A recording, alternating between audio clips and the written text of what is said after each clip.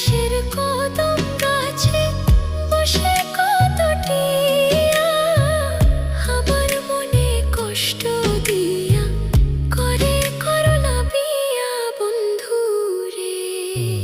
কি অপরাধ পাইয়া রে